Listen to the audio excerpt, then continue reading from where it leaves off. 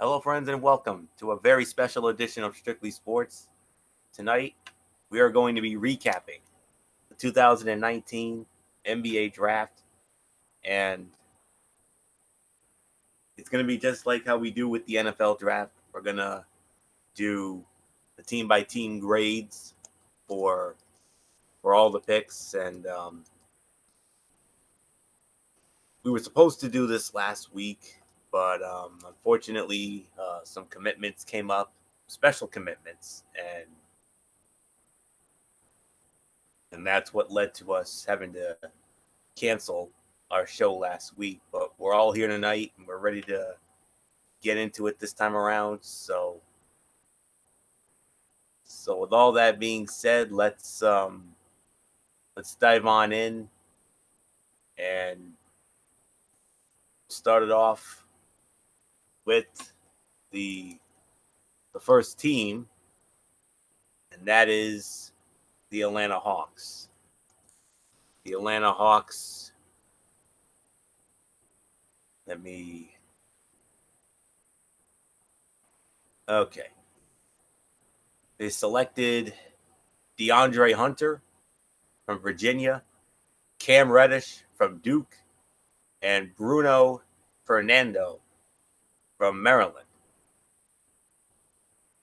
And I'll tell you, definitely one of the winners here, without a doubt. I mean, I liked their I definitely liked the Hunter pick because he was he was an integral part of Virginia winning the national championship, and I had I had my notes here, and trying to remember where I found it, but I do know the Atlanta Hawks were one of my high scoring grade teams here.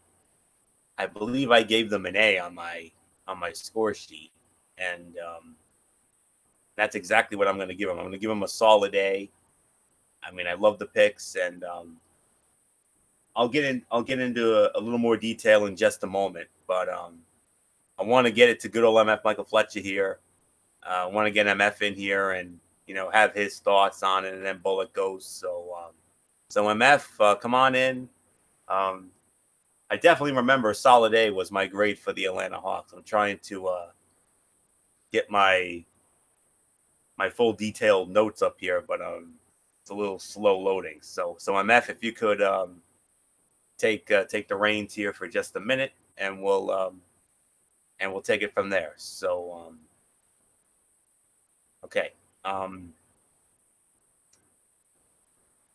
so okay, there's MF. Are you wanting me to go?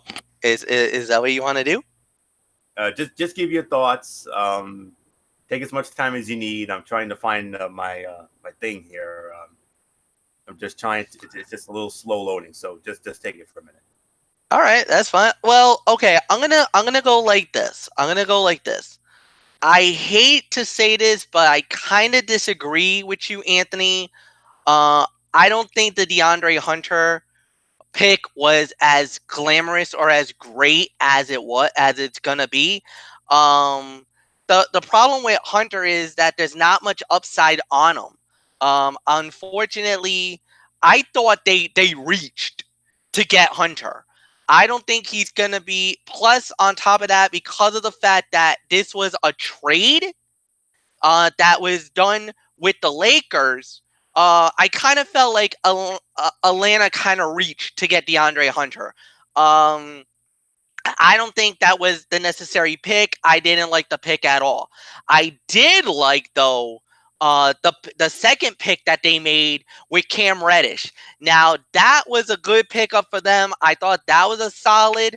And then later in the draft, like you said, they got that third pick, which was an okay pick. I kind of disagree with you with the A rating. I actually don't believe they deserve an A. I think, like I said, the DeAndre Hunter pick alone drops it off the A line for me. For me, I can only give this a B. At the end of the day, I think the Cam Reddish move was great. I think the other picks were good. I just felt like that it was kind of not so good at all to me, honestly. Like I said, I thought the DeAndre Hunter, even though he's a good player, and yes, he was responsible for the national championship for Virginia, I did not see him as a top 5 pick, let alone number 4 overall. I thought that was an absolute reach in my mind. So I give it a B. Michael Bullock, I give it to you.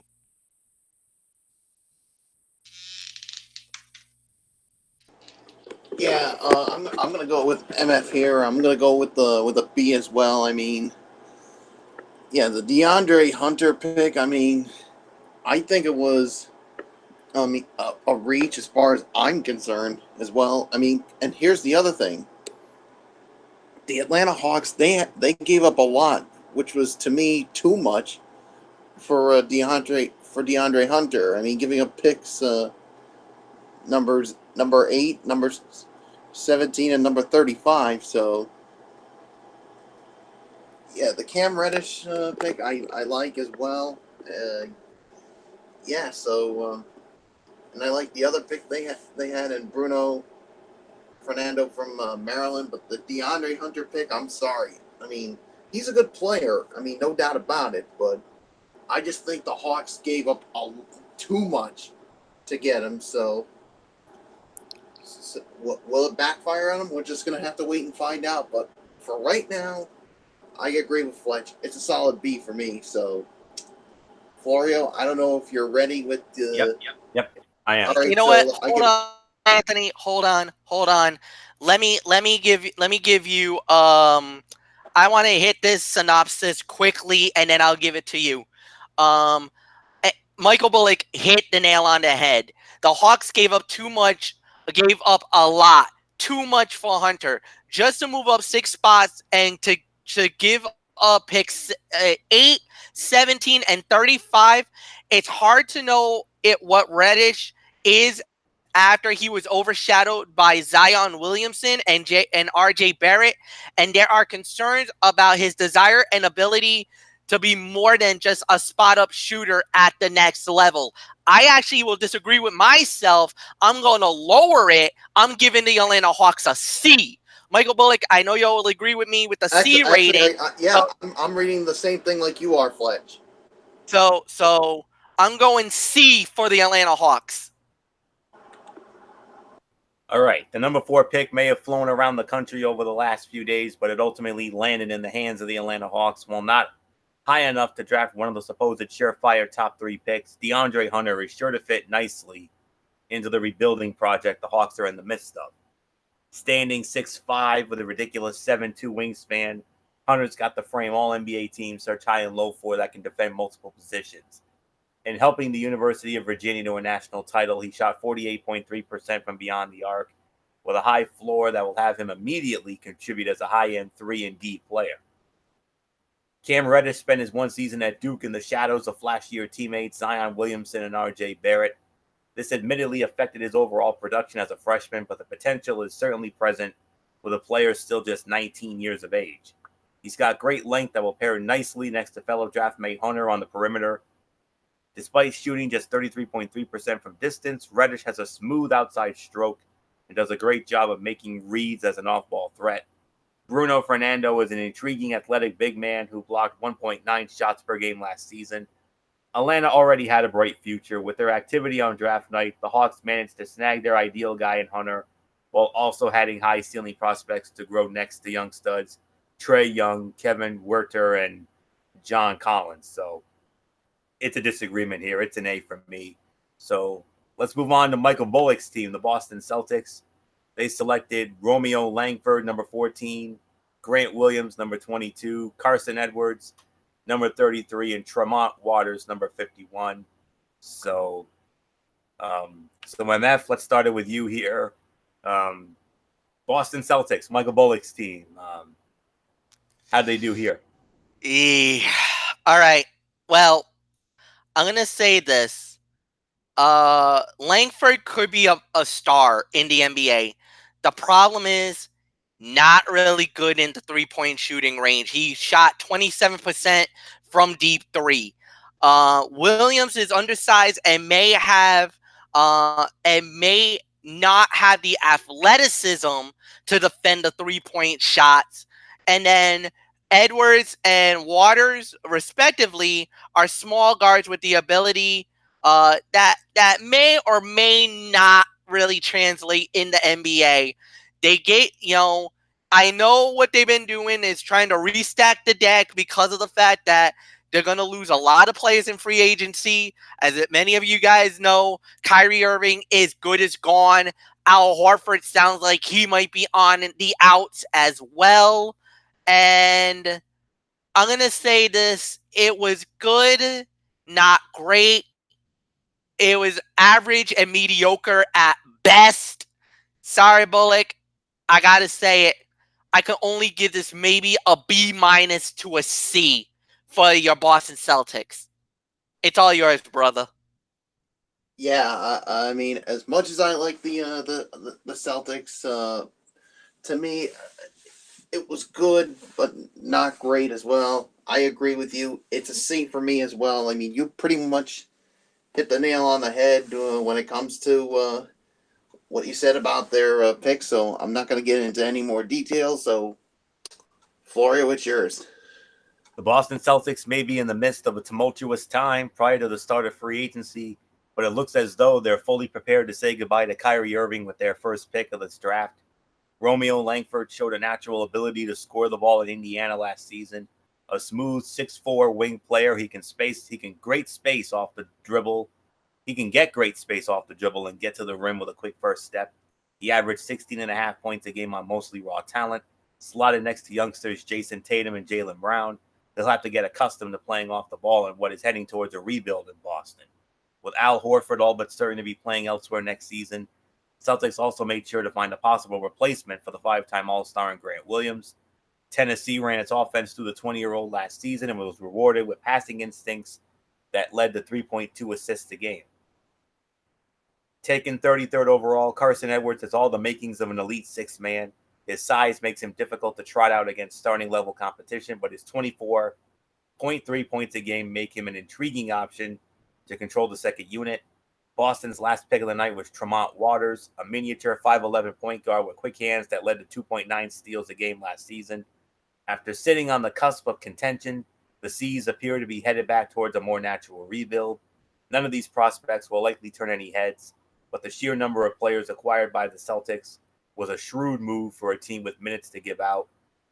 I'm more with MF on this one. I'm going B- for the Celtics. That's my thought on that. Let's go now to the Brooklyn Nets. They selected Nickeil Alexander-Walker, Nicholas Claxton, and Jalen Hands. Michael Bullock, let's get your thoughts on the Brooklyn Nets. I mean, I thought this was a good draft for them. I mean, this is an A if dealing the first round pick enables the Nets to land two big free agents. Claxton is a strong pick at a position of need, a 6'11" center. Some believed that had first round talent. So yeah, so to me, I mean, I thought this was a good draft for them. So I'm gonna give this a solid. I'm gonna give this somewhere between A- to a B. So, so with that being said, Florio, I give it to you. Slight disagreement here, Bullock. With the free agent status of All-Star D'Angelo Russell up in the air, the Brooklyn Nets managed to snag a possible replacement in Nickeil Alexander-Walker, whose size and defensive acumen make him an intriguing prospect. He possesses the ability to function with either hand, who can operate off screens and make plays for teammates. Alexander-Walker averaged 1.9 steals a game last season and has the size at 6'5" to be a pest at the defensive end of the floor. To kick off the second round, Brooklyn wound up with Nicholas Claxton, a versatile inside-out defender with some playmaking skills and the ability to protect the bucket. He was given the chance to make plays as a primary playmaker as a forward, but still managed to keep his turnovers relatively low at 2.1 game last season. A lanky and frail frame make him an ideal candidate to switch multiple screens defensively, although the lack of size will likely wear him out as the season progresses. Should he improve on his sub 30 3-point percentage, his IQ will make him a tough cover for opposing defenses. Jalen Hands is an athletic playmaker who averaged 6.1 assists a game at UCLA last year. With 3.1 turnovers a game as well, he needs to work on his decision-making while keeping the ball under control. Having hit on previous prospects such as Caris LeVert and Jared Allen, the Nets are riding high on recent drafts. While Brooklyn's focus is more on free agency, the front office did an admirable job of picking up players to fill potential voids depending on how the summer shakes out. Slight disagreement here on the grade. I'm going B- for the Brooklyn Nets. So that's nothing more to say on that. MF, your thought on the Brooklyn Nets? I'm gonna see you. I'm gonna give you the benefit of the doubt, Florio. I'm gonna go with a B- as well. Even though I think the Brooklyn Nets did all right, I do have to levy one thing is that Michael Bullock does bring up a valid point that it looks like they could have done a little better, but I mean for what it's worth and for what they did in the draft, I thought they did a fine job. They did a fine job. I'm not gonna go pretty much like I'm not gonna crush them completely, but I do believe that they could have done a little better. But at the end of the day, I thought they earned themselves a solid grade here. Again, I really thought that this season would have been a lot more better, but but at the end of the day, with the Brooklyn Nets, I think they did fine. So I'm gonna give this a B-. Go ahead, Florio. Next team. And that next team is the Charlotte Hornets. They drafted PJ Washington, Cody Martin, and Jalen McDaniels. The Charlotte Hornets have had little success drafting forwards in past years. This year, they took another swing by selecting sophomore PJ Washington. Having shown vast improvements during his second season at Kentucky, Washington can slide between both forward slots with two-way potential. He took just 78 three-point attempts last year, but canned 42.3% of them. With more fine-tuning and extra reps, the All-SEC member has the chance to bring a level of versatility Charlotte's been craving after guys like Michael Kidd-Gilchrist and Frank Kaminsky have failed to pan out. Maybe it was insurance in case Kemba Walker goes elsewhere in free agency. It's possible the Hornets selected Cody Martin to serve as his backup for the future with the retirement of Tony Parker. No matter the situation, Charlotte is getting a capable playmaker who averaged 4.9 assists a game last season with the ability to create open shots off screens. A lanky guard, Martin can shoot the ball and provide a level of defensive versatility the Hornets don't currently have on their roster.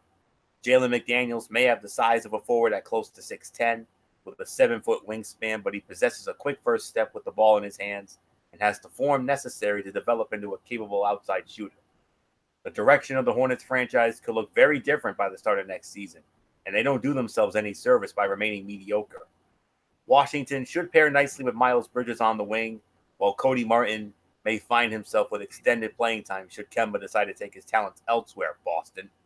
But, we'll see. So, yet again, my grade is going to be B-. So a B- for the Charlotte Hornets. MF, what says you? Disagree.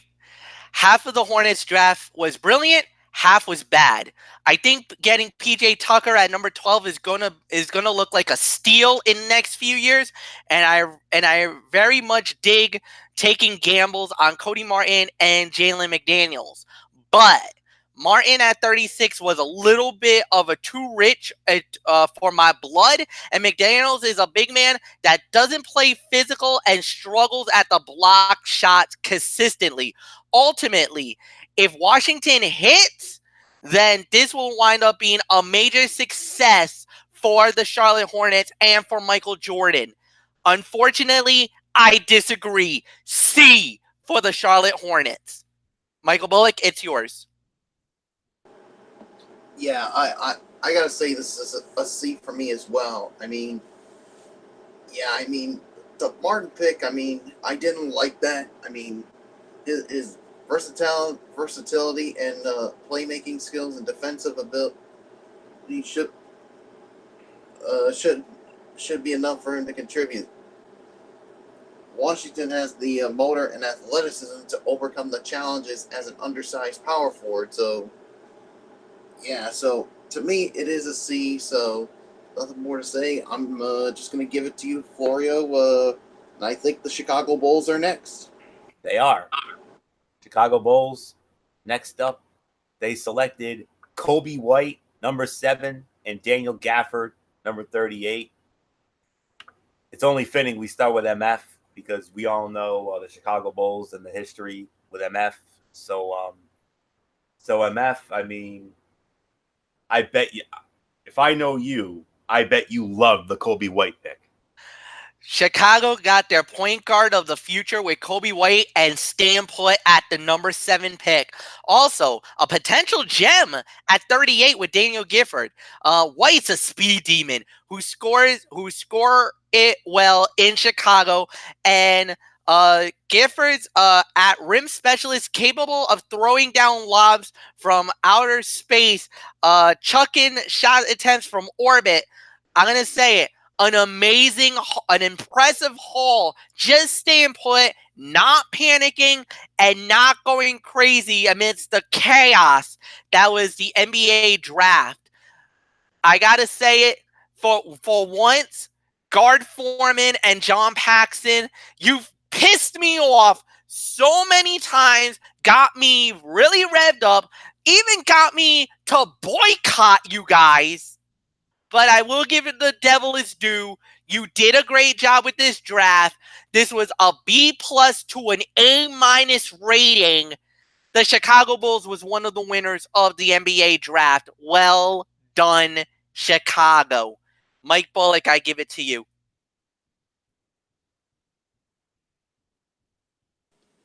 Yeah, I agree. This is an A- to a B+ for me for the Chicago Bulls. I mean, White falling to the Bulls is a dream scenario for Chicago, which was in desperate need of a point guard, with Chris Dunn failing to live up to expectations.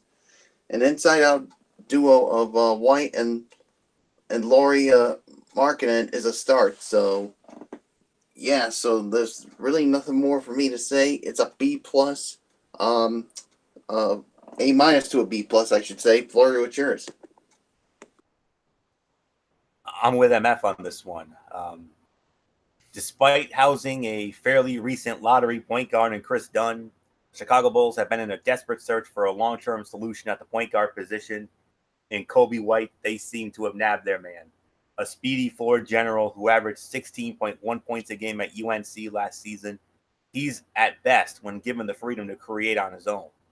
White is elite in transition and is sure to pair nicely with the athletic marvel that is Zach LaVine out on the fast break, with a heavy dose of alley-oops potentially materializing. Daniel Gafford flashed a great amount of energy during his second season at Arkansas.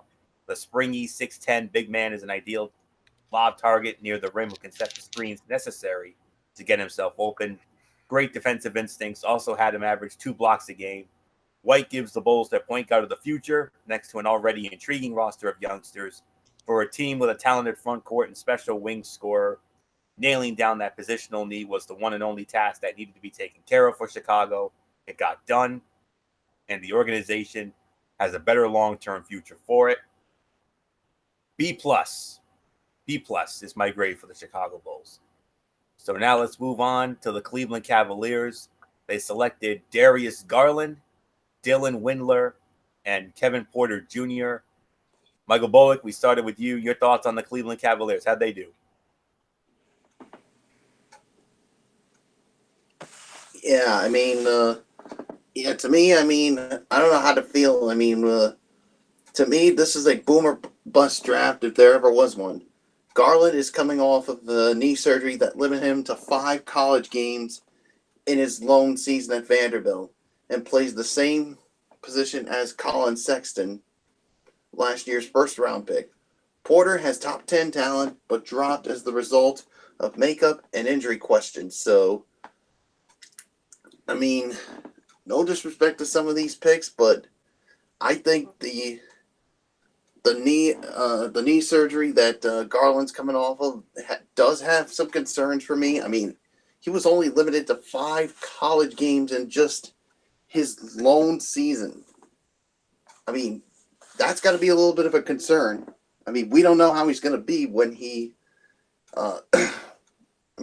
when he's ready to go.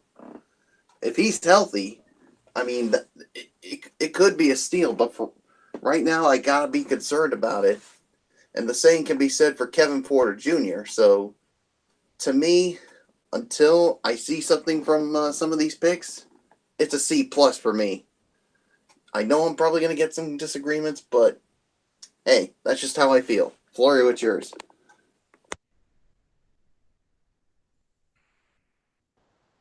Yeah, B+ is my grade for Cleveland as well. Less than 10 games played at Vanderbilt this past season wasn't enough to keep the Cleveland Cavaliers from taking Darius Garland, number 5 overall. A creative point guard with a scorer's mentality, he's shown the ability to put in buckets from just about any spot on the court. What makes this pick questionable for Cleveland was its 2018 selection, Colin Sexton, another miniature ball handler at his best with the ball in his hands.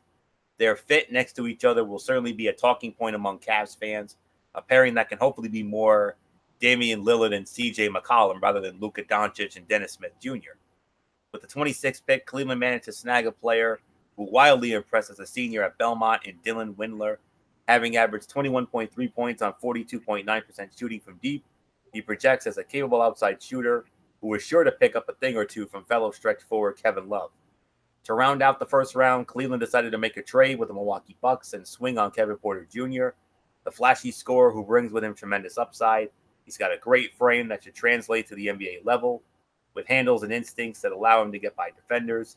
The Cavs were aggressive on this draft night. The fit between Garland and Sexton is one that needs to be seen to be believed, but Garland may have been the best prospect available, while Cleveland also managed to acquire 2 other talented players late. In this chapter of the rebuild, acquiring talent is key, and in that sense, the Cavs ended up just fine. So once again, my grade, B+ for the Cleveland Cavaliers. MF, is yours. Oh boy, fellas. No. All right. Cleveland was reportedly shopping the number 5 pick, but stayed and ultimately picked the best player, Darius Garland. Unfortunately for them, it comes in the year, but we're selecting Colin Sexton with a top 10 pick. I like Garland, but I don't love the situation he's walking into, which may or may not probably work well. Cleveland's saving grace was the full fail of Kevin Porter Jr. at number 30, which came considerably steep price with 4 future second-round picks and a cash consideration. Cleveland, you have a problem. D+ for me. Sorry. Anthony, back to you. Okay. Moving on now to the Dallas Mavericks. They had only 1 pick, and that was Isaiah Roby at number 45. The deal made to acquire Luka Doncic is one the Dallas Mavericks would do again and again. One of the cons of that trade, however, was the relinquishment of their first-round pick shipped to the Atlanta Hawks. Without a clear-cut option on the wing, Dallas decided to try out Isaiah Roby in the second round, who has the tools necessary to develop into a capable 3-and-D wing. He's got good size at his position, who can rebound the basketball with an unselfish attitude. His three-point shot is a work in progress at 33.3%, but he can handle the ball and attack the basket. Roby also averaged 1.9 blocks a game and can combine with Kristaps Porzingis to form a terrifying wall around the rim. Dallas had traded down with Detroit from pick number 37. In Roby, it still managed to acquire a potential impact player with a skill set that, should it develop, will fit nicely into the team's core. B- is my grade for this. So, MF, your thoughts? I agree. Mark Cuban's been around the block and he knows what he's doing. And by trading the number 37 pick to Detroit in exchange for number 45 and 2 future second rounders, it's pretty obvious who won the draft day deal. Hint, his name His name rhymes with Clark Rubin. The Mavs got the player I had early. Well, I thought was going to be early, which was Isaiah Roby, and with the pick that they have acquired, he could fill in their front court as early as next season. I agree, Anthony. For the first time in a little while, I agree. B minus. Well done, Dallas. Good job. All right, Bullock, it's yours. For the first time tonight, we're gonna have a unanimous agreement here. It's a B minus for me as well. So yeah, you guys pretty much touched on everything. So let's move on to our next team, which is the Denver Nuggets. One of the big surprises of last season, the Denver Nuggets. One of the two big surprises. We'll get the other one, of course, being Milwaukee. But Denver Nuggets, one pick. It was number 44. They drafted the son of the legendary Manute Bol. Bol. I'm not kidding you. That is his name. That's his name. Yep. Okay. MF, how do we feel about this pick? Look at Denver.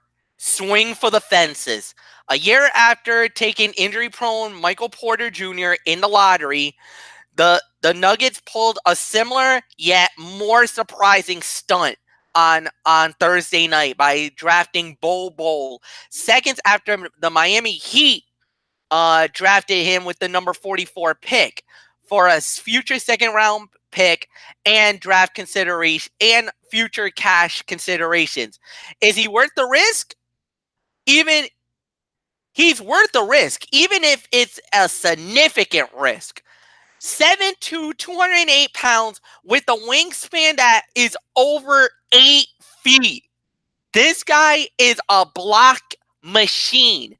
Yes, he is very similar and very reminiscent of his father, and I hope Denver will embrace him like how Philadelphia embraced Manute Bol way back when. B is my grade for the Denver Nuggets. Michael Bullock, it's yours. Yeah, this is a B for me as well. Yeah, without a pick, the Nuggets still managed to select a top 10 caliber talent, trading for the 7'2" Bol.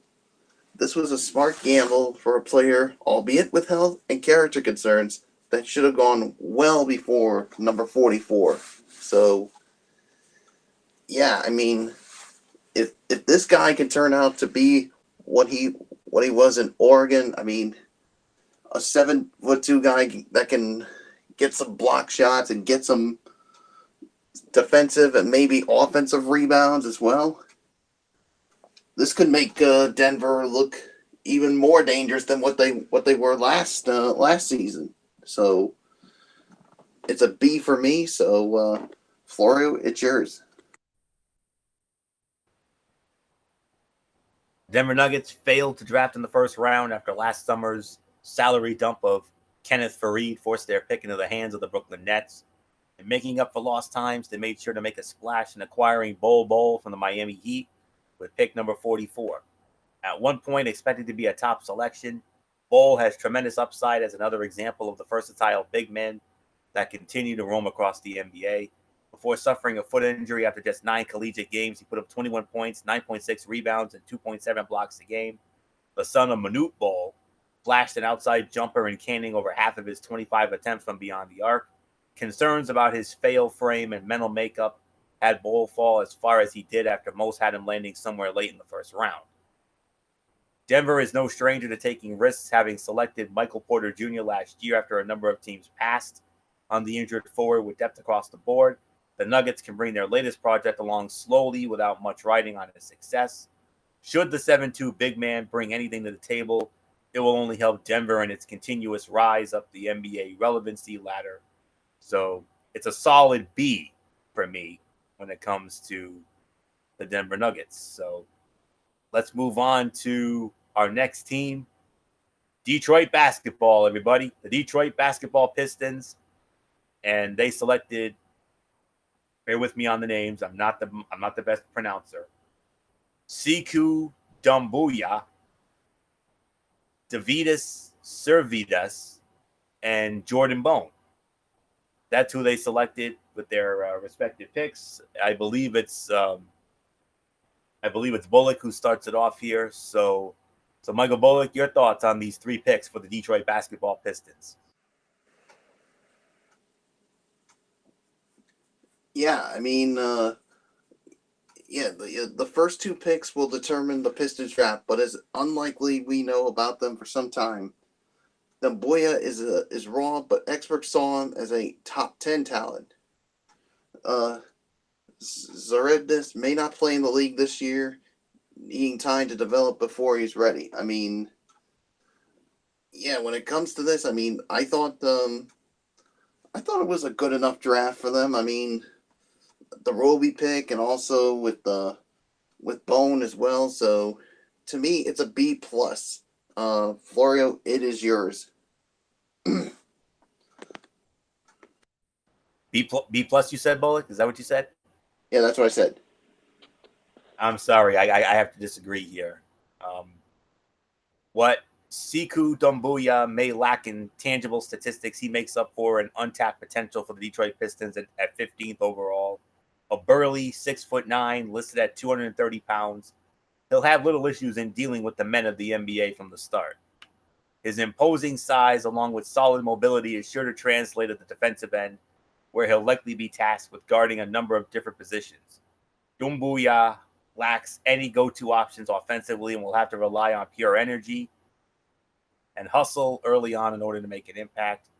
Despite trading up to select Davidas Servidis, the Pistons don't expect him to come over right away. A smooth lefty shooter who knocked down 46.3% of his outside looks, he can also get to the basket and finish with either hand. Jordan Bone was a dependable point guard at the University of Tennessee last season. The all-SEC guard averaged 13.5 points and 5.8 assists a game last season. He's got pretty good athleticism for someone his size and may get some run as a third-string point guard. The Pistons have a dominant front court but are in desperate need of shooting to complement it. Servidis would have been an ideal selection if he were to come in right away. Without any player to noticeably help with his weaknesses, Detroit missed out on the chance to build on its playoff appearance in a financially favorable way. I'm sorry, Bullock, I got to disagree with you. I got to channel my inner MF here. I got to somewhat poo-poo on this. C- is my grade for the Detroit basketball Pistons. So, MF, do you agree with me? Do you agree with Bullock, or what do you say about Detroit basketball here? Okay. I disagree with Florio. I'm actually more closer to Michael Bullock's rating, believe it or not. I think Sekou will wind up as a top 5 player in this upcoming draft class. And Detroit got him at the 10th spot. 10 spots after that. A steal in my mind. Adding a sharpshooter after trading the pick for Dallas was the icing on the cake for actually a very good NBA draft and one of the winners of the draft for me. An A- for Detroit basketball Pistons. Anthony Florio, how do you follow that? Well, it's no secret you've always been a closet Piston fan, MF, especially the old days when you were yelling out Detroit basketball like Mason, the PA announcer. Detroit basketball, as evidenced by Michael Bullock there. So, well, I can't do it better than he does. He makes it more entertaining. And I'll say this, and the reason why they were so good was look at the lineup that they had when you had Rip Hamilton, you had Chauncey Billups, you had Ben Wallace, Rasheed Wallace, and Tayshaun Prince, clearly without a doubt, no doubt about it. And then you had Antonio McDyess as your 6th man. They had the best starting 5 for at least a good 3-4 years.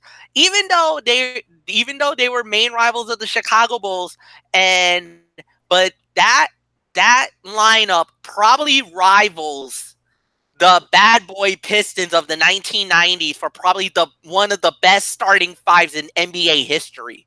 Like, that starting 5 was good luck trying to deal with that team night in and night out. Yeah, and with that starting 5, I think they went to like 5 straight conference finals. Yeah, including winning it all in 2004. In 2004, yeah, when they knocked off basically everybody thought the Los Lakers. Angeles Lakers was going to win it, but Yeah, because they had 4 All-Stars. They were the first legit super team, but then basically what Detroit did was they literally pulled a San Antonio Spurs.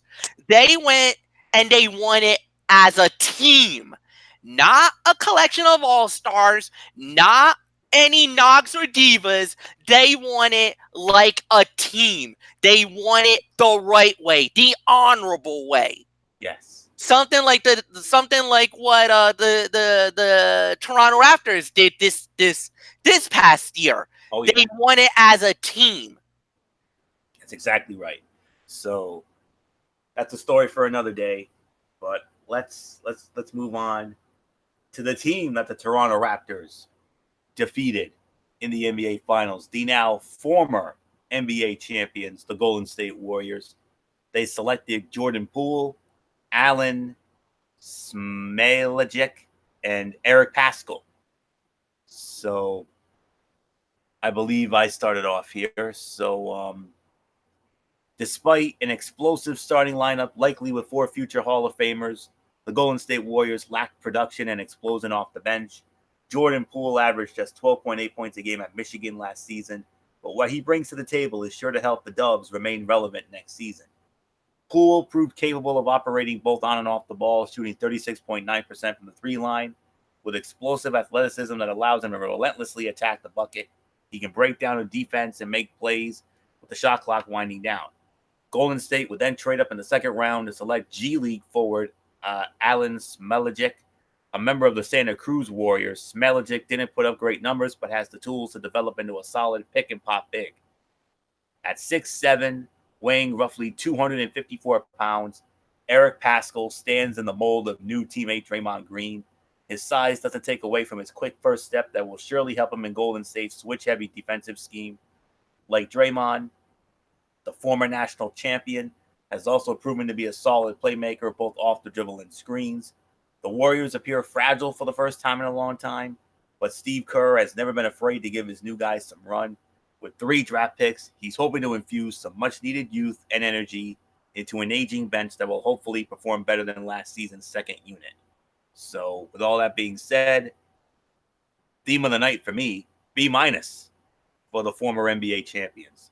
So, nothing more to say, MF. I mean, it's not often we say this, but hard times for the Golden State Warriors, especially after what happened to Kevin Durant and Klay Thompson in the finals. So. And it looks like Durant might not be playing at all next year. Klay Thompson definitely should be missing a majority of the season, maybe half, might even miss all of next season as well. For the first time in a long time, the Golden State Warriors is a wounded warrior. It's a wounded animal, and everybody is about to feast on that. It's opened up the Western Conference so big. So I don't know what to believe. But as far as their draft stock goes, or as far as their draft night went, most people believe that Jordan Poole was a second round prospect and potentially was going to be an undrafted. To get him at 28 was an eye-opener. And truthfully, it was a bad value pick. But at the Warriors totally redeemed themselves by snatching up Villanova's Eric Paschall, a 3-and-D guy who I think will be a rotation player next year. Slight disagreement, Anthony. I'm going to give this a C+. With that said, Michael Bullock, I give it to you. Yeah, I agree with Fletch on this one. It's a C+ for me as well. I mean,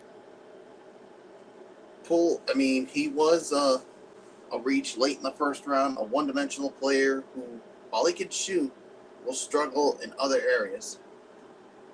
Smailagic is a familiar face, having spent time with the Warriors G League team.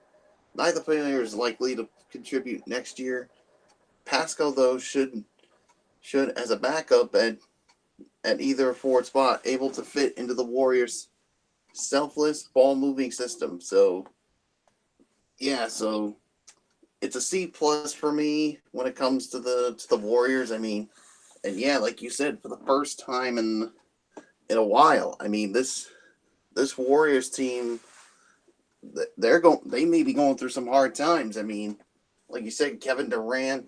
I mean, who knows if he's going to re-sign with them? Even if he does, I mean, he's probably going to definitely going to miss all of next season from that torn Achilles, and then of course, excuse me, Klay Thompson. I mean, with a torn ACL, is going to miss a majority of the season. So yeah, it's going to be interesting to see how Steve Kerr does when it comes to this team. So there's nothing more to say. Let's move right on to our next team. Not often we say this, but we have a team that had no picks. The Houston Rockets. Houston Rockets, no picks. So I think we all know what that means, gentlemen. NA. Yeah, automatic. Actually, I'll even go one.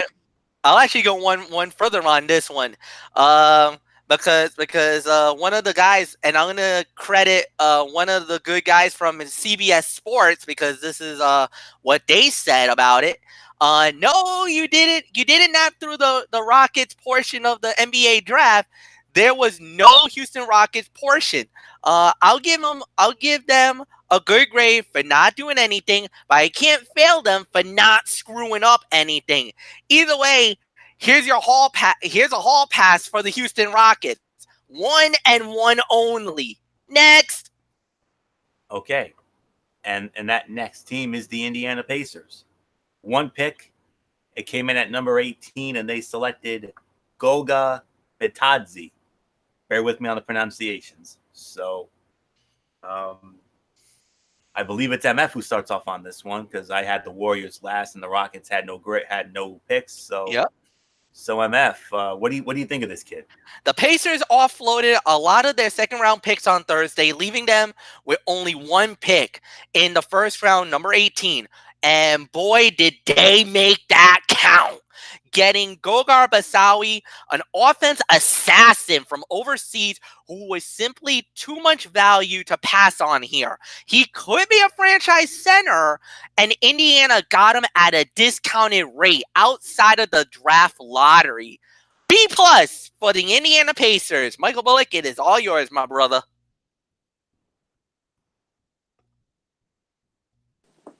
Yeah, I agree. It is a B+. I mean, Georgia center Goga Bitadze was a fine pick by the Pacers at number 18. He can serve as a solid backup to Miles Turner while learning and developing an Indiana system. The Pacers also added a solid contributor in T.J. Warren in a trade with the Phoenix Suns. So, yeah, so there's there's really nothing more to say. It's a B+ for me. So, Florio, it is yours. The Indiana Pacers may already have defensive ace Miles Turner occupying their center spot, but they decided to bulk up their big man depth with the selection of Goga Bitadze, who showed tremendous two-way upside last season. He's got more of a lumbering frame that can expose him on the perimeter defensively, but Bitadze is dominant near the rim, where he averaged 2.3 blocks a game in Georgia. With a great touch around the bucket, along with bone-crushing screens, he is sure to function tremendously out of the pick and roll. Turner is just 23 years of age and recently agreed to a 4-year extension to remain in the Hoosier State. He doesn't appear to be heading elsewhere anytime soon. Why the Pacers felt the need to use their only first-round pick on his backup is an interesting question. Some backup insurance for Victor Oladipo would have been nice with the All-Star coming off a massive injury, and three-point shooting is an aspect no team can ever truly have enough of. Despite Bitadze's talent, with Indiana attempting to have itself taken seriously among Eastern Conference contenders, the front office missed a golden opportunity to improve in the areas that actually needed to be addressed. B- is my grade for the Indiana Pacers. So let's move on now to the first of our two Los Angeles teams, the Los Angeles Clippers. They selected Mfiondu Kabengele and Terrence Mann with their picks. Michael Bullock, you start off with the Clippers. Yeah, I mean, teams are basically going to look back at passing on the 6'10" Mfiondu Kabengele with regret. A late developing forward with a 7'3" wingspan, the nephew of Dikembe Mutombo is only getting better. His college teammate, Terrence Mann, is a sneaky good pick, too. A physical defender at either guard spot will do enough offensively to stick. So I like these two picks here. So to me, it's an A minus. Florio, it's yours. Yeah. The LA Clippers made great strides this season with a surprise appearance in the playoffs. Despite trading for young center Ivica Zubac, LA was still looking to improve its production from that position, hence the selection of Mfiondu Kabengele, the nephew of shot-blocking legend Dikembe Mutombo. Kabengele's 7'3" wingspan would make his uncle proud, having averaged 1.5 blocks a game at Florida State last season. He's an active interior presence who can also step outside beyond the arc, who shot 36.9% from distance. Terrence Mann seems to fit hand in glove with the defensive intensity the Clippers developed this past season. He guards at a high level both on and off the ball and will take on the challenge of stifling an opposing team's best player. He's got a solid 6'6" frame and moves well laterally. For a team with hard-nosed veterans like Patrick Beverley and Montrezl Harrell wreaking havoc last year, Mann will come into a team that understands and values what he brings to the table. However, the draft is not the game LA is most interested in this summer. The organization has its eye on the cream of the free agent crop. Still, for a team that's done well in developing unheralded talent, the Clippers did well in picking up players who fit right into what they're building. But my grade, I can only give it a C+. C+ is my grade for the LA Clippers. So nothing more to say. MF, your thoughts on the Clippers? Slight disagreement, Florio. Smart teams tend to make smart moves. Getting Mfiondu in a trade with the Nets at 27 indeed was a smart move. He's a floor spacing big who can make threes and protect the rim, which could fit well next to whoever the free agent LA expects to land this offseason. Here's looking at you, Kawhi Leonard. Getting his teammate Terrence Mann at 48 was a smart flyer as well. B is the grade I give the Los Angeles Clippers. Florio, on to the Lakers. LA Lakers. LA Lakers up next. And let's see who they selected. They had one selection. They selected Talen Horton-Tucker with pick number 46. After swinging a mega deal for Anthony Davis, the Los Angeles Lakers sacrificed the precious number 4 pick they happened to luck into. In an attempt to acquire low-cost assets, they made a deal with the Orlando Magic to acquire the 46th overall pick. With the selection, LA brought in Iowa State freshman Talen Horton-Tucker, an athletic point guard with incredible creativity. He averaged just 11.8 points a game, but possesses the raw talent that leads to a high upside. Despite standing just 6'4", Horton-Tucker has a wingspan stretching 7'1", making him an ideal defender on the perimeter who can switch between the opposition. Set to turn 19 in November, there's still plenty of room to grow for a player in need of some improved decision-making skills with the ball in his hands. Acquiring AD was a no-brainer for the Lakers, but doing so required the stripping of a number of talented role players. The Lakers still have more cap space to bring in a supporting cast, but should Horton-Tucker pan out, it will provide LA with a cheap option that can help them back into the playoffs. So B- is my grade for this pick. So MF, what do you say? Anthony, I I guess I'll give you the benefit of the doubt on this one. LA didn't have a pick going into the night, but brought themselves into the second round by acquiring it from Orlando at number 46 and selecting Tucker. A clutch client. Don't let that fool you though. Tucker had flashes of first round talent and a 7'1" wingspan to complement his 6'4" frame, which will be a developmental piece more than anything else. But he is a tantalizing one as well. B minus is my grade for the Los Angeles Lakers. And Michael Bullock, I give it to you. Yeah, I'll give it a B minus as well when it comes to the pick of Taylor Horton. Taylor Horton Tucker from Iowa State. He should be able to provide some as a scorer off the bench. So it's going to be interesting to see how that goes. So yeah, there's nothing more to say. Florio, it's on to the Memphis Grizzlies. Spoiler alert, one of the big winners of the draft right here. Yep. They had the number 2 overall pick, and they selected Ja Morant from Murray State, as well as the number 21st pick, Brandon Clark. MF, we just said it, one of the big winners of the draft right here. I think we're all in agreement on this. This was an A. An A. Picture this with me, if you will. John Morant pulling down the rebound off a miss on the defensive end. He scoots down the floor in transition, throws a cross-court lob to Brandon Cooks. Brandon Clark jumping about 8 feet over his head of Jaren Jackson Jr.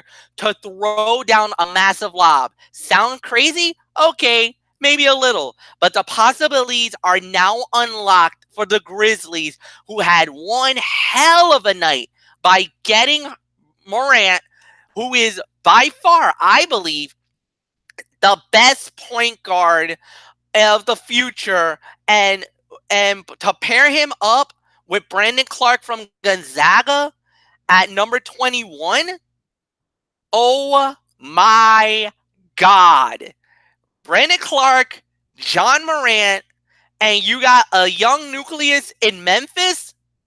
Boys, you put a couple of more pieces around in 3 to 5 years, this could be not just a playoff team, but maybe a top 4 in the Western Conference. I'm going as far to say that. Maybe top 5 in the Western Conference. I'm going to go out on that limb right now. But obviously, you still got the Golden States. You still got the Lakers. You got some beef up there. But they could easily be 3, 4, 5 in the next few years. Right now, they got a great building nucleus that they can do. There's nothing more to say. One of the big winners, if not the biggest winner of the draft, it's an A for me. Michael Bullock, it's yours. Yes, indeed. It is a solid A for me as well. Them getting John Morant, that's definitely going to be, it's going to be something. And then when it comes to, especially Clark as well. So, yeah, so there's really nothing more to say. A for me. Florio, it's yours. I'll make it unanimous. Solid A. Following the recent trade of franchise point guard Mike Conley, the Memphis Grizzlies were quick to find his replacement, taking Murray State floor general and breakout college star Ja Morant with the 2nd overall pick, the only college player to ever average over 20 points and 10 assists. Morant combines a terrific feel and passing game with athleticism that rivals the likes of Russell Westbrook at the point guard position. He will combine with last year's 4th overall pick Jaren Jackson Jr. to form a youthful 1-2 punch for years to come in Grind City. The numbers speak for themselves with Clark, who averaged 16.9 points, 8.6 rebounds, and 3.1 blocks a game last season. He shot a tremendous 68.7% from the field at Gonzaga, with an energy level that is sure to make him a force defensively. There is still much to be done to get this Memphis franchise back into playoff contention. Clark is sure to pair nicely as an inside-out combo with Triple J. In Morant, the Grizzlies have locked down arguably the most important position for the next decade or so with a player who is sure to put butts in the seats at the FedEx Forum. Solid A, without a doubt, for the Memphis Grizzlies. So let's move on now to the Miami Heat. They selected Tyler Hero at number 13, and at number 32, KZ Okpala. I believe it's Bullock who starts it off. So Michael Bullock, your thoughts on the Miami Heat? Yeah, I'm going to give it a B when it comes to the Miami Heat. I mean, the Heat's first edition was a solid one as they selected Kentucky guard Tyler Hero at number 13. This was a selection that made sense. He does a lot of things well, especially offensively, and his skill shooting should become an asset for Miami. So to me, I'm going to give this a B. Florio, it is yours. All right. In what will be the first season for the Miami Heat without Dwayne Wade since 2002, 2003, the Miami Heat wasted little time in filling the open void. Despite being one of the few NBA players with a wingspan shorter than his actual height, Tyler Hero brings a much beloved skill down to South Beach.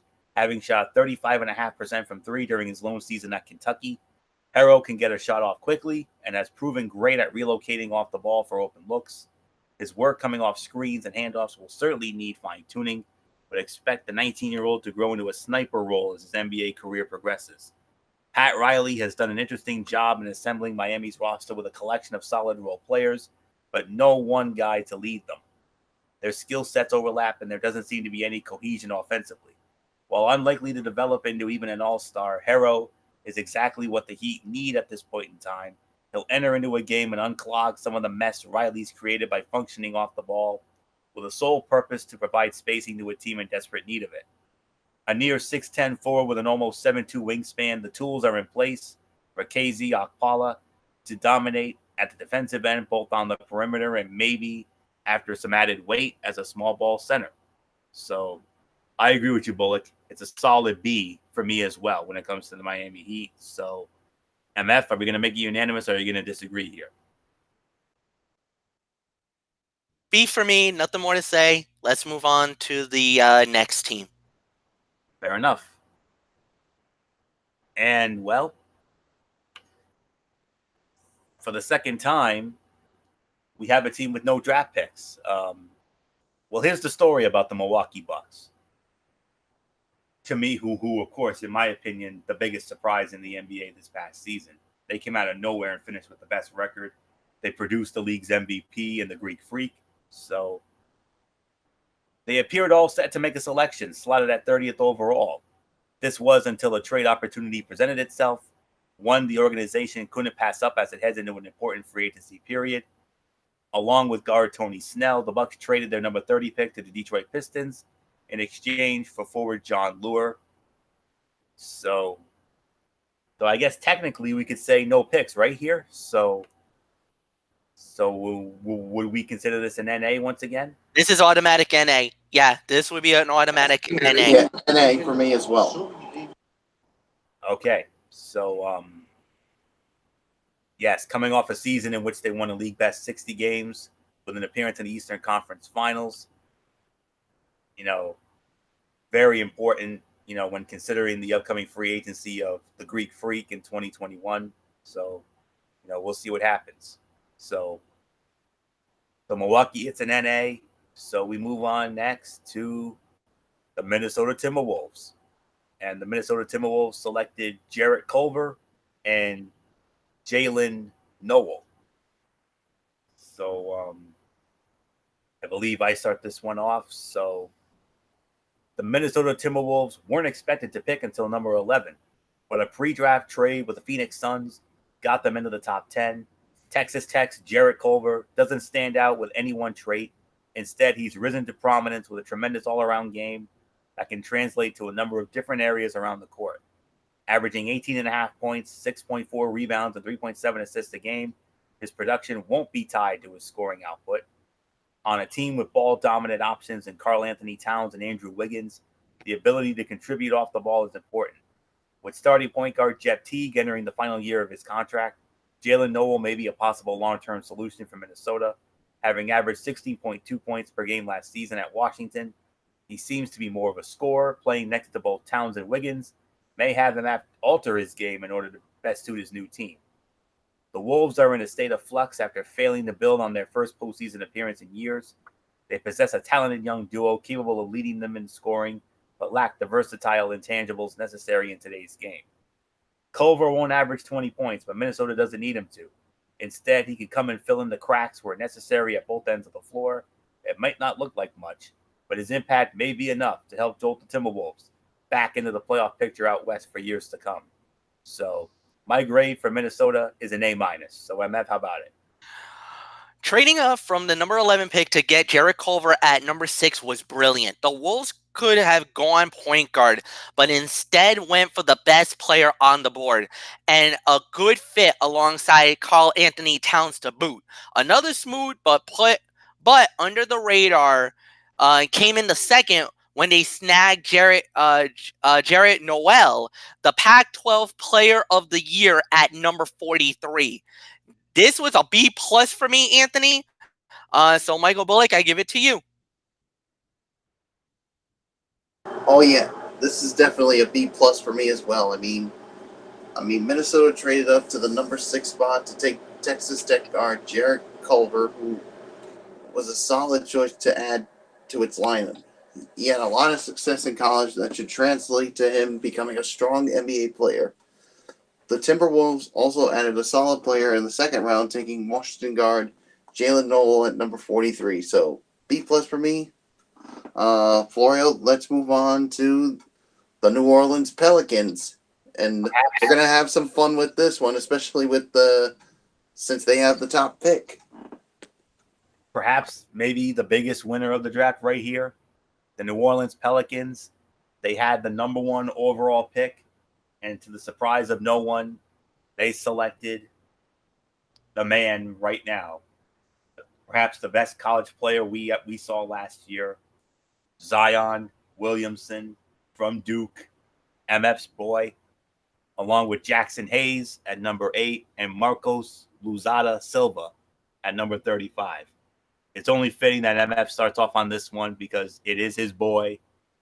Proud papa moment for MF because he is the Dookie after all. So MF, perhaps, the best player the best all-around player in the game today. He's going to the Big Easy. Anthony Davis gone. He's in. What do you think? I've already showed my cards in the levy, and the point remains. New Orleans simply not screwing up this draft with a massive win. Because of the value of Zion Williamson brings to the franchise, getting players who could play well with him was key. And the Pelicans did that by getting a big running, by getting Jackson Hayes at number 8, a sharpshooting combo with Nickeil Alexander Walker at 17. This team's barreling towards number 1 status on League Pass like next season. Guys, and of course with the Marco Silva as well, there's no doubt about it. A for me for the New Orleans Pelicans. They hit a home run and then some. Zion is the gifted guy, no doubt about it. Jackson Hayes at number 8 was an absolute steal. To get that from Atlanta was great. Then to get the number 17 pick, which turned out to be Nickeil Alexander Walker, the shooting guard from Virginia Tech. Dude, bang, bang, bang. Check, check, check on all 3. And then just to get a Brazilian at the end, a guy that If he wants to play in the league, he can. He could probably stay in Brazil if he wants to, or they might even use him in the Gatorade League, and he could still develop there. But either way, the top 3 picks alone is A quality. So nothing more to say. Bullock, you can go now. Sorry. Oh, that's all right. But yeah, A for me when it comes to the Pelicans. I mean, no surprise they got Zion Williamson with the number 1 pick. I mean, he's obviously going to be the face of the franchise, especially now with Anthony Davis going to the LA Lakers, and yeah, they also acquired another pair of first-round picks to draft Texas center Jackson Hayes and Virginia Tech guard Nickeil Alexander-Walker. It's been a busy time for New Orleans since it agreed to trade Anthony Davis to the Lakers, and the draft proved to be a good step into a new era. So so it's an A for me. Nothing more to say. Florio, let's move on to the Knicks. Don't forget me. Oh, sorry. I thought you already went. No. I don't know why I thought that, but yeah, go right ahead. No surprises here. With the number 1 overall pick, the New Orleans Pelicans completed a selection that's been months in the making by selecting Duke freshman Zion Williamson to kick off the NBA draft.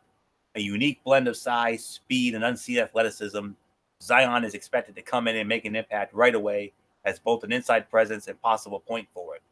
After bringing back a seismic haul for Anthony Davis, the Pelicans have a young, talented supporting cast to help foster this once-in-a-generation talent. With its newest pick slotted at 8th overall thanks to a deal with Atlanta, New Orleans opted for an ideal fit next to its new core with big man Jackson Hayes. At 6'11" with arms that stretch to nearly 7'4", the former Texas Longhorn averaged 2.2 blocks a game this past season, which ranked 22nd among D1 athletes. He's got great hands and an athletic frame that is sure to translate nicely on pick and rolls. He's got room to grow at just 219 pounds, but the potential fit next to Zion is ideal as a rim-running shot blocker. In what is likely a draft and stash move, the Pelicans selected Marcos Luzada Silva at 6'5", a 6'5" Brazilian wing who shot over 40% from beyond the arc. It would be pretty difficult for New Orleans to screw up a draft with as sure of a top pick as there's been in recent memory. Aside from the obvious benefits of Zion, Hayes could very well become the center of the future for the Pelicans, rounding out a talented group of youngsters that is likely to grow into something special. To me, they were my big winners of the draft. A+ for the New Orleans Pelicans. So let's move on now to maybe perhaps the most surprising winner of the draft. The New York Knicks. They selected R.J. Barrett at number 3 and Ignas Brazdeikis at number 47. I believe it's Bullock who starts off on this one. So Michael Bullock, for the first time in a long time, the New York Knicks actually made some sensible picks in this draft, including R.J. Barrett at number 3. So Bullock, your thoughts on the Knicks? One of the big surprise in this draft. Yeah, they were definitely a big surprise in this draft. I mean, we didn't know what to expect from the Knicks. I mean, with the picks they had, we thought all this was going to be another tough draft for the Knicks, but no, that wasn't the case here tonight. I mean last week, so I should say. They made the right choice by drafting the best available talent on the board. I mean, especially after Zion Williamson and Ja Morant, and getting Duke guard R.J. Barrett.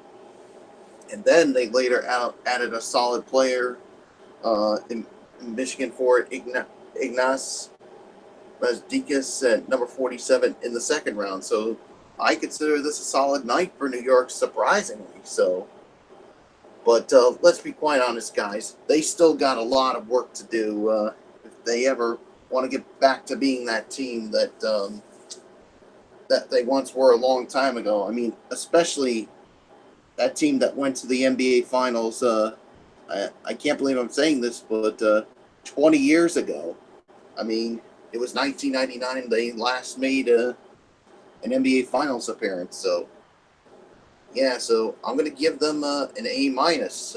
Surprisingly, I was thinking it was gonna be a much lower grade for them, but after what they did, no, I think they should be commended. Flory, what's yours? I agree with that, Bug. Absolutely. And when they went to the finals 20 years ago, they did so as a number 8 seed. Go figure. So, but anywho, the New York Knicks may not have ended the night with Zion Williamson, but their consolation prize is anything but. Prior to the collegiate season, R.J. Barrett was the consensus number 1 overall pick. Instead, he landed at number 3 and will get the opportunity to thrive on the game's biggest stage at Madison Square Garden. A smooth lefty, Barrett has tremendous size that allowed him to bully his way to the basket en route to averaging a team-high tying 22.6 points a game at Duke. Despite struggling with his outside shot, RJ seems to embrace competition that is sure to do him well under the mass media fire of New York City. Despite a second-round selection slotted at number 55, the Knicks managed to trade up 8 spots and select Ignas Brazdeikis, a capable spot-up outside shooter at 39.2% from deep. He's got a high IQ playing off the ball and has a toughness to him that is sure to be welcomed by the MSG crowd. New York expects Barrett to be a star down the line, while Brazdeikis was the Big Ten Rookie of the Year at Michigan last year. There's no telling what the Knicks will look like at the start of next season. Whether they land a big-time free agent or not, they managed to come out winners of this draft with what is sure to be a franchise player. It's a solid A for me. So MF, we talked about, the first half of that 2-headed monster. I know there was a 3-headed monster, but we talked about Zion. And now your thoughts on your other boy, RJ Barrett, going to the New York Knicks. And I know the Knicks have caught fire in recent years with questionable picks, but not this year. No, the Knicks were similar to the Pelicans. They won the draft by not coughing up only the real option. For them, staying at number 3 and drafting RJ Barrett, the third star in the 3-star draft, nonetheless a star, but he could make me a believer if he really does what he did in Duke. And I'm going to say this, he's not only going to be an all-star player, but maybe someday down the line, he could get consideration for the most valuable player in the NBA when his career is all over. He's going to be a star in Manhattan and in the world's most famous arena. And I think he absolutely was a tremendous pick. A minus for the New York Knicks. Yes, they were one of the big winners.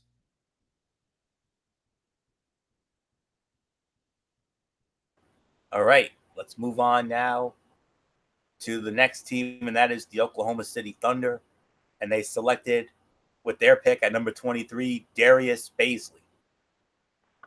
Darius Bazley famously chose to forego a potential collegiate career in order to work on his game. In being selected late in the first round by the Oklahoma City Thunder, he'll likely be given plenty of run on a team looking to make its way up the Western Conference standings. A smooth, lanky forward, Bazley can control the ball and get to the rim with ease. He doesn't shy away from contact. Instead, adept at finishing through it, his outside shot leaves little to be desired, and the lengthy time away from competitive basketball could make his pro learning curve steeper than most. With Jeremy Grant having recently signed a new contract, OKC seems fine with having him as a power forward moving forward, while Paul George is a lock for the next few years. For all their top-level talent, however, the Thunder are in desperate need of shooters at any and all positions. Bazley certainly has talent, but there's no telling how long it'll take at the pro level to come close to his ceiling. He could turn out to be productive down the line, but for a Thunder team in need of ready-made snipers in the present, he may not have been the right choice. So I got to give this a solid C for the Oklahoma City Thunder. Nothing more to say. MF, solid C for me. I don't know about you.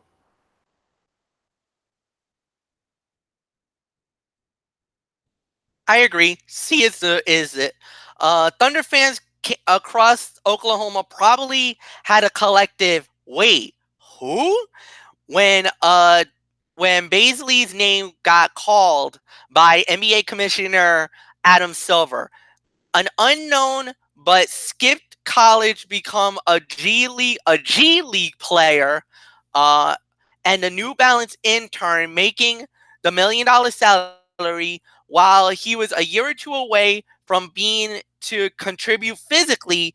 They were able to dodge the failing grade by adding another player on the big board as an undrafted free agent.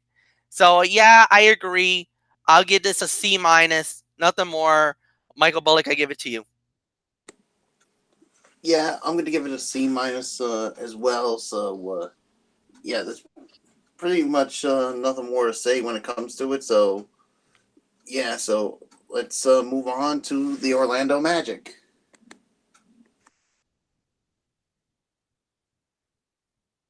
Yeah, and we move on now to the Orlando Magic. One pick, number 16, Chuma Okeke, the pick for the Orlando Magic. MF, how do we feel about it? Oh, boy. All right. Tyler Hero has been linked to the Magic at 16, but got snatched up by the Miami Heat 3 spots earlier. So Orlando came out of left field by drafting Okeke, a big man who slipped on many boards because of an ACL tear last year at Auburn. But he got first-round talent and likely would have been, if not for the knee injury. This was a significant reach, yet why trade down to get him at better value, or adding an extra pick, or getting Okeke 10 spots later? I'm sorry, D minus for the Orlando Magic. Michael Bullock, I give it to you.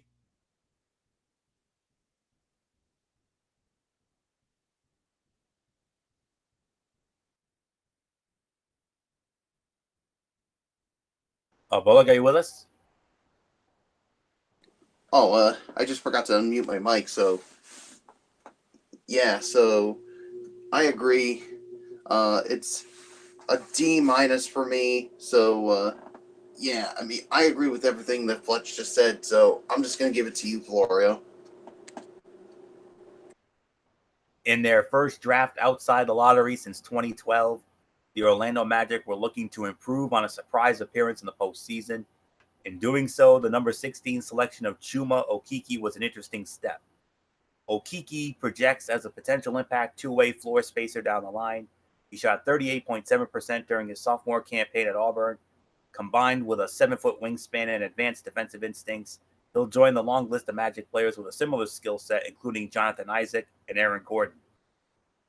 Orlando already had one of the best defenses in the league last season, with a similar style to the one just recently drafted. Where head coach Steve Clifford struggled is getting offensive production out of his perimeter players, an area in which Okeke unfortunately cannot help. He's likely to be an impact player, but he's not the type the Magic need to help improve on its 2019 playoff appearance. Yes, he shot 38.7% from beyond the arc last season, but the Magic need more of a dead-eye sniper to help draw the defense out. Without one, it's hard to see how Orlando's offense improves moving forward. Solid C is my grade for the Orlando Magic. So let's move on now to the Philadelphia 76ers.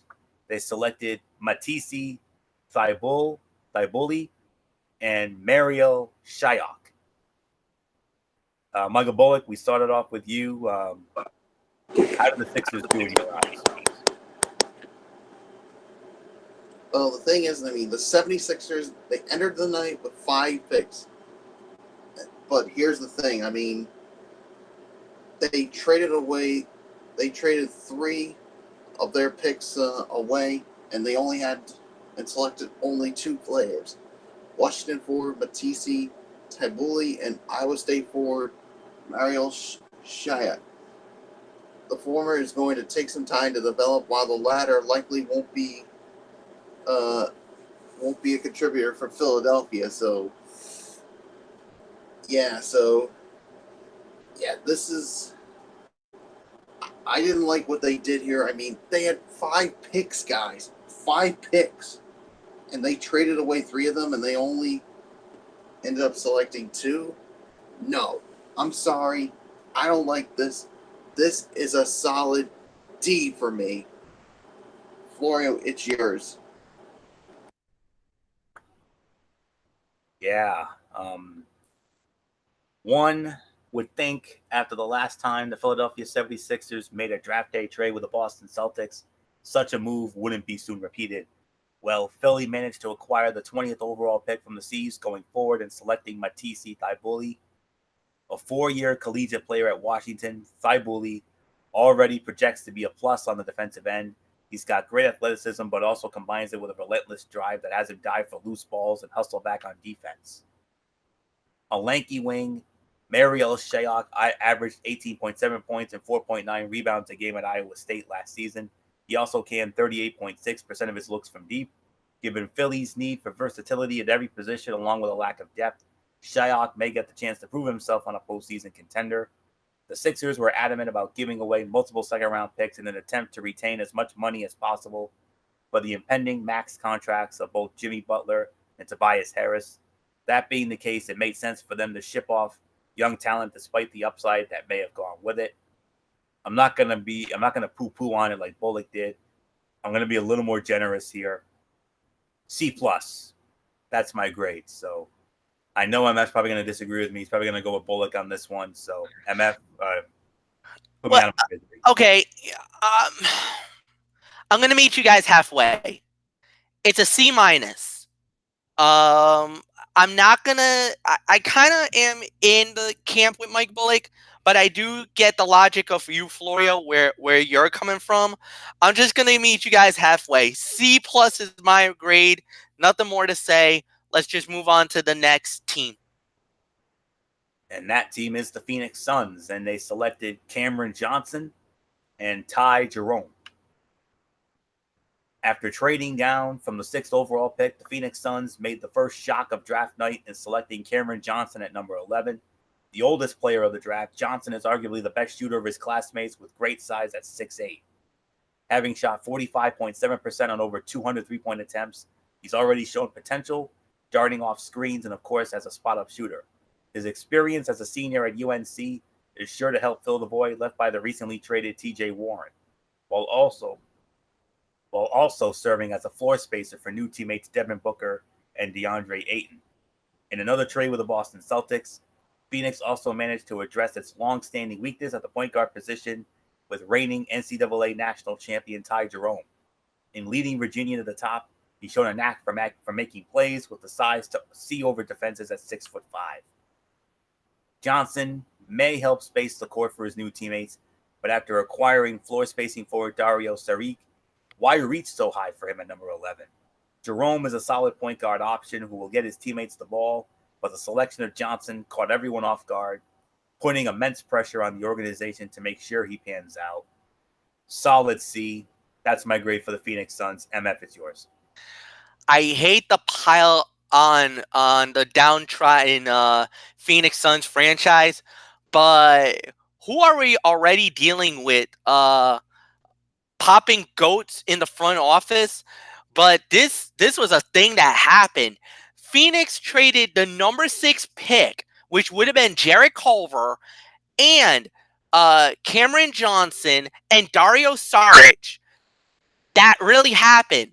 Johnson is a good player, but that was a reach for that shocked mostly everybody. And at number 24 from the Celtics, which turned out to be Ty Jerome, along with a first-round draft pick in 2020, was the only W that they got in a night full of L's.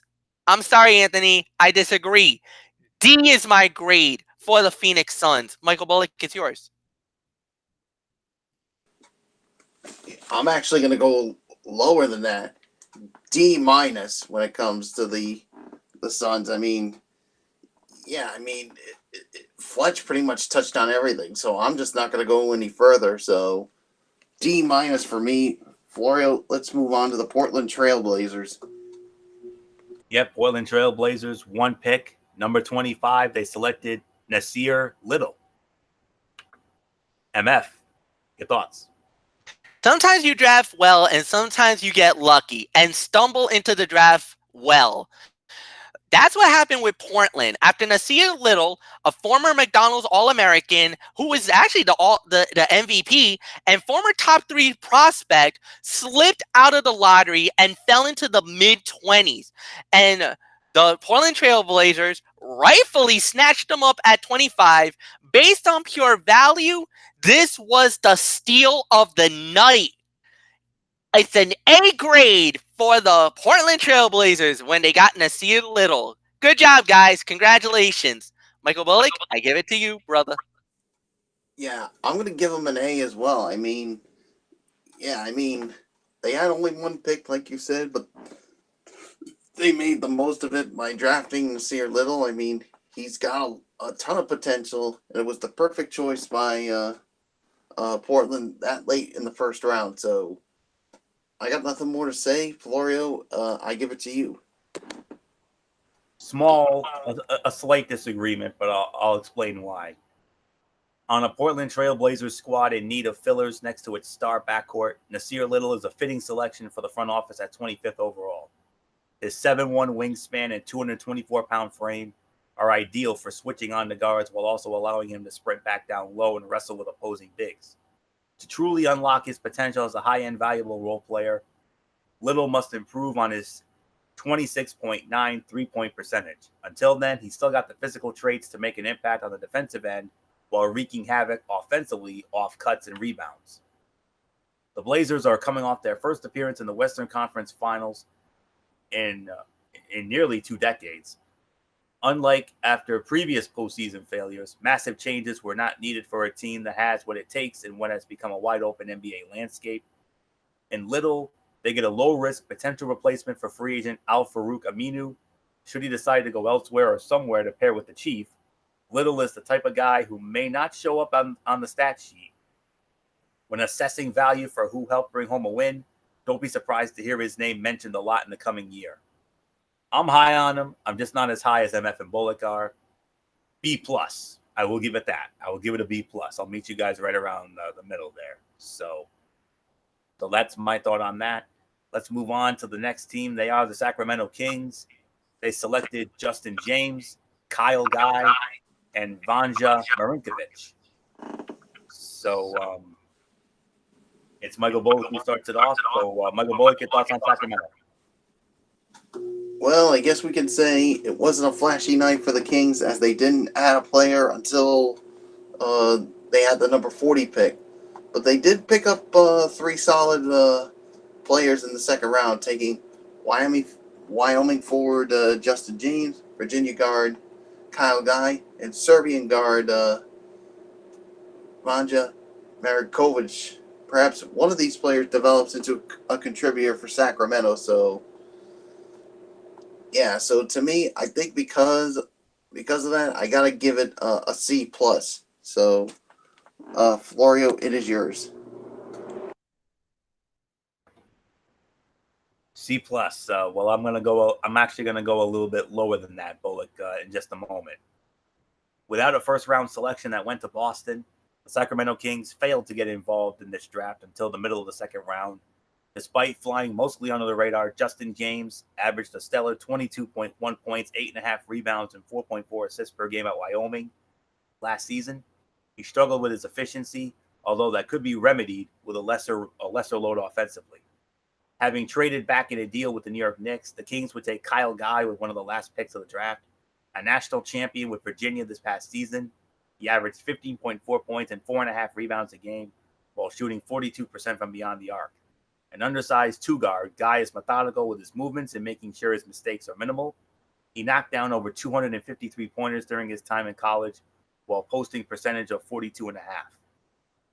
Guard Vanja Marinkovic averaged 12.4 points a game while shooting just 35.6% from the field this past season, playing for the International Partizan. In De'Aaron Fox and Buddy Hield, the Kings have their backcourt of the future already set, and have little use in drafting more guards.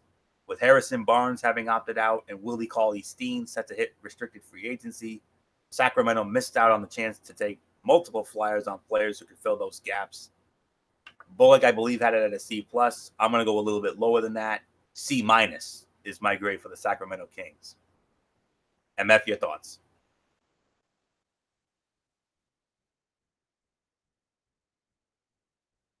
I'll meet you guys right in the middle. C. Nothing more to say. It's on to the San Antonio Spurs. Indeed it is. They selected Luka Samanic at number 19, Keldon Johnson at number 29, and Quinndary Weatherspoon at number 49. In what seems to have become a yearly tradition at the NBA draft, the San Antonio Spurs began their night by selecting a non-hyped European mystery in Luka Samanic.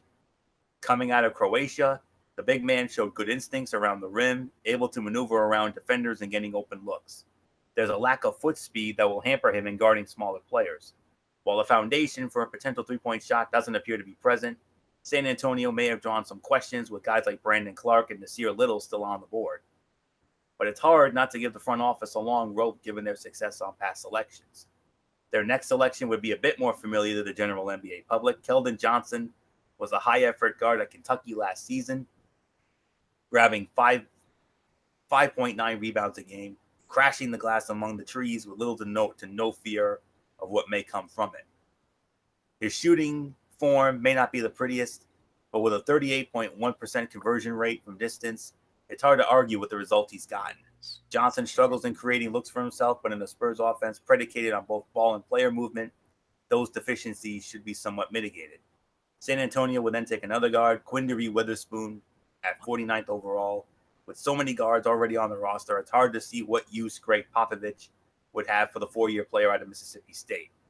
The Spurs rarely seem to make headlines on draft night. After years of making the NBA world look foolish, it's best to just trust their process and wait a few years before passing along judgment on a franchise that thinks 3 steps ahead than everyone else.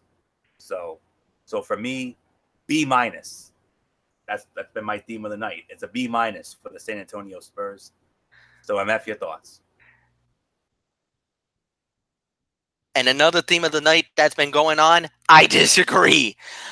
It's always feel good like the Spurs wind up with the absolute best player, no matter where they pick. It's because history says, not often than not, it's true. Here we go again with San Antonio picking a great player at number 19, a development big with major upside.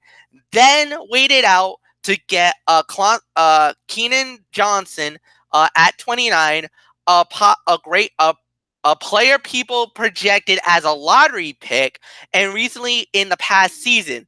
So, of course, you know where I'm going to go with the San Antonio Spurs. It's an A for me, Anthony Florio. Nothing more to say. Michael Bullock, I give it to you. Yes, I agree. It's an A for me when it comes to the San Antonio Spurs. So yeah, I mean, there's really nothing more that needs to be said. So let's move on to the reigning NBA champion, Toronto Raptors. I still can't believe I'm actually saying that. Trust me, I think we're all kind of still in a state of shock that for the first time ever, old Canada is the NBA world champions. Indeed. I echo that sentiment. I still couldn't believe it when I announced that.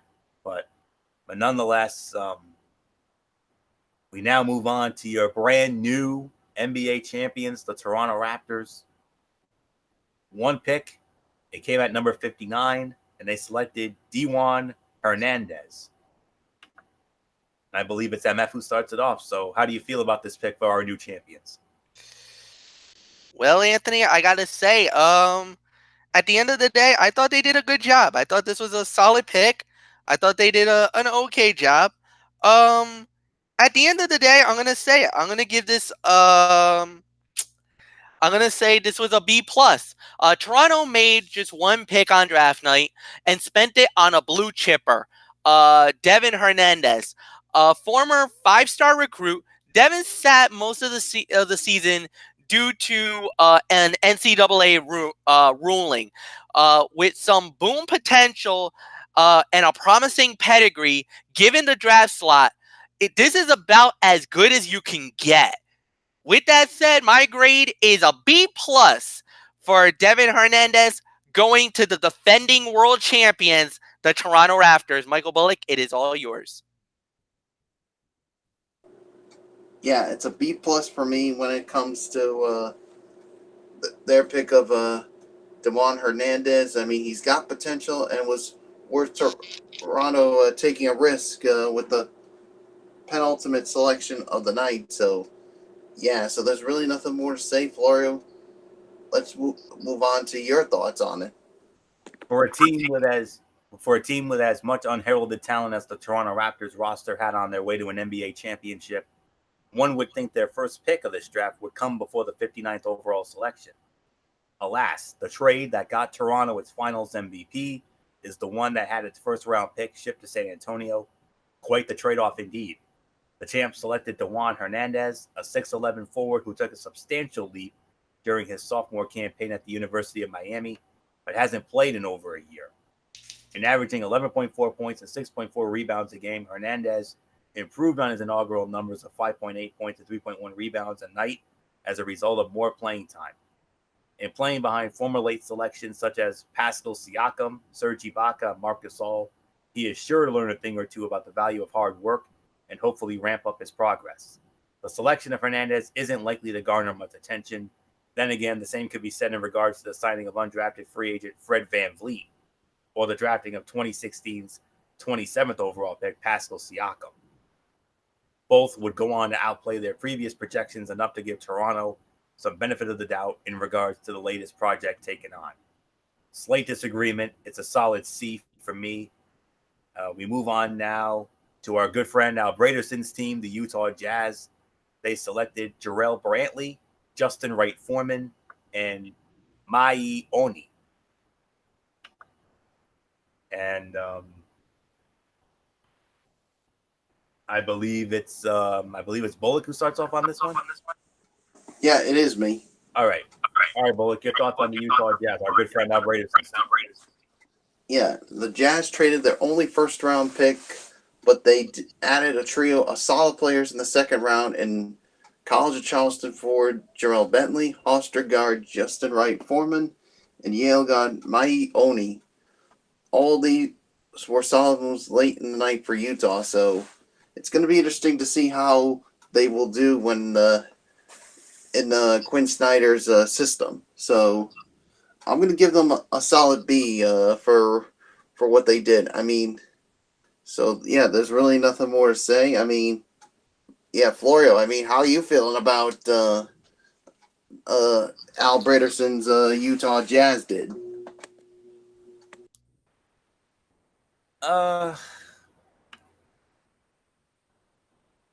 Well, I'll say it like this. Coming on the heels of a big-time trade that brought in Mike Conley, which cost their first-round pick, the Utah Jazz's trade to acquire the 50th overall pick will fly vastly under the radar. Jarrell Brantley's got great size at 6'7" and 250 pounds, who shot 35.3% from distance in 4 years at Charleston. With Jay Crowder now in Memphis, Brantley may be given the chance to fill his shoes as a 3-and-D wing. Justin Wright Foreman, taken 53rd overall, was a tremendous scorer after averaging 27.1 points a game along with 42.5 three-point percentage. He's got a herky-jerky style and can shoot off the dribble. At just 2.9 assists a night, he could improve on his vision and become a more willing passer. Having made a deal with the Warriors, the Jazz were also given guard Mai Oni at 58th overall. A strong body with extended arms, he projects to be an ideal spot-up shooter. With 3.6 assists per game, he's a proven passer, and his 37.1 three-point percentage should translate nicely at the next level. With Jay Crowder shipped to the Grizzlies in order to bring in Conley, the Jazz now lack a tough 3-and-D wing. Brantley has the chance to be the replacement and can certainly make an impact on this up-and-coming Utah team. So, theme of the night for me, once again, B-. My grade for the Utah Jazz. MF, your thoughts? I'm gonna go with a solid B. I thought they did a very good job. Really nothing more to say. Anthony, we've reached the final team of the NBA draft special. The Washington Wizards. What did they do? Well, the Washington Wizards had 2 picks, and they selected Rui Hachimura at number 9 and Admiral Schofield at number 42. The Washington Wizards made history early on in the draft by selecting Rui Hachimura with the 9th overall selection, the first Japanese-born player in the NBA. The former Georgetown Hoya presents an interesting blend of offensive versatility at the forward position. He averaged 19.7 points a game with an effective field goal percentage of 60.8%. Hachimura attempted less than 40 shots from beyond the arc, but his 41.7 conversion rate is an encouraging sign for the future. In a trade with the 76ers, Admiral Schofield finds himself heading to the nation's capital, where his muscular 241-pound frame is sure to provide Washington with a number of different options defensively. Having shot 41.8% from beyond the arc, Schofield will also be able to contribute at the other end of the floor and hopefully drawing attention away from All-Star Bradley Beal. Having parted with versatile forwards Kelly Oubre Jr. as well as Otto Porter Jr., the Wizards could have certainly used some help at the forward spot. Hachimura may not be able to bring the same defensive prowess, but his offensive output could come to complement Beal in ways like never before. Schofield is the polar opposite, set to make his mark defensively with room to grow as a shot maker. Expect Scott Brooks to mix and match with his 2 newest players, depending on what the flow of the game calls for. My grade for the Washington Wizards, my final grade of the night, a solid B. MF, your thoughts? Plain is safe is never wrong per se, but the Washington franchise in a rough spot and needed a star. Plain is safe where Hachimura wasn't appealing. He's a great player with some promise, but there were some supernovas left on the board at the time that they selected him. At least trading cash to bring in Jonathan Simmons and the 42nd pick, which was Admiral Schofield, saved the day, relatively speaking. I'll give this a B-. Michael Bullock, it's yours. Yeah, I'll give it a B- as well. So, yeah, there's really nothing more that needs to be said. So, let's just put a bow on this for you. Our 2019 NBA draft recap is in the books. Yes, and that will put the bow on this very special edition of Strictly Sports at 2019 NBA Draft Recap. I want to thank you all so very much for tuning in. Let's get to our shout-outs real quick. MF or Bullock, whoever wants to first take it, and then I'll set up some very exciting future content coming up. Mike, I'll give it to you. You go first. All right.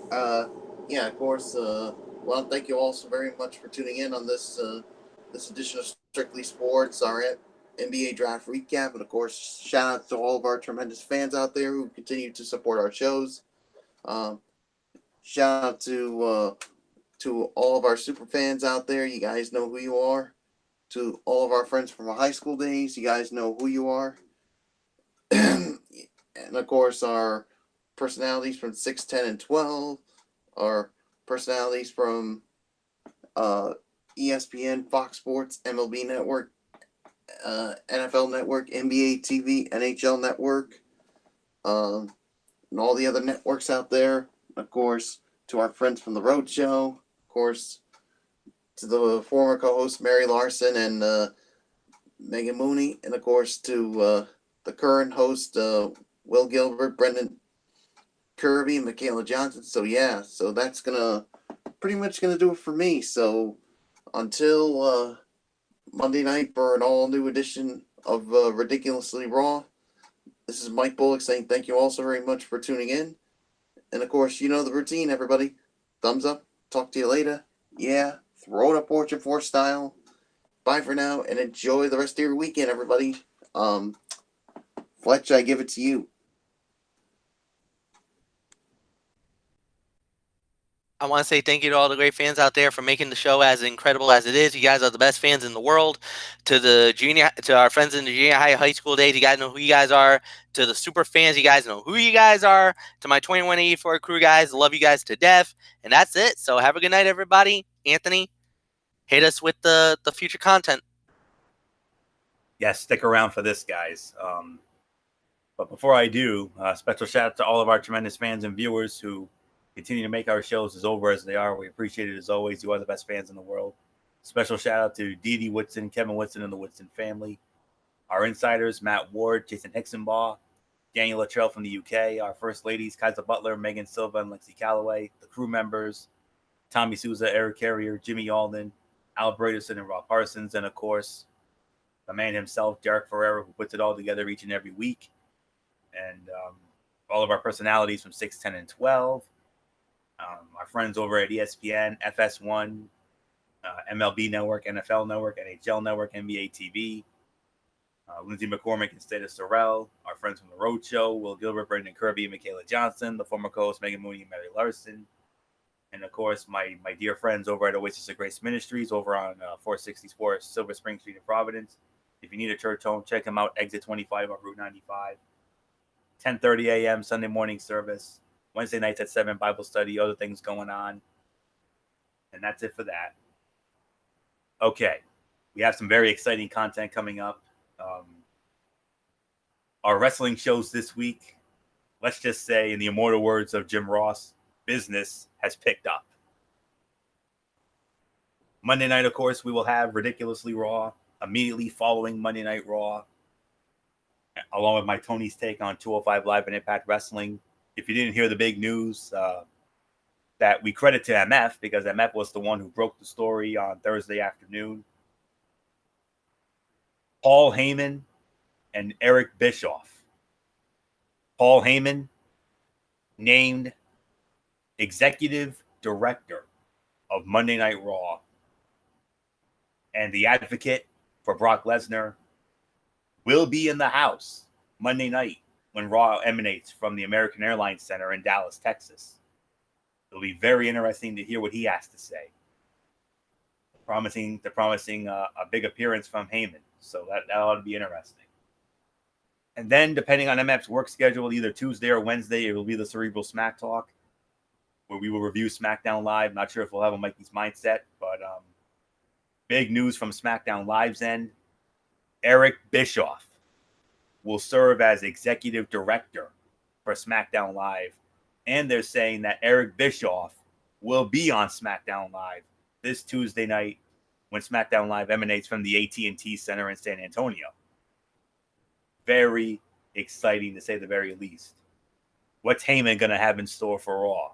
What's Bischoff going to have in store for SmackDown Live? Only one way to find out.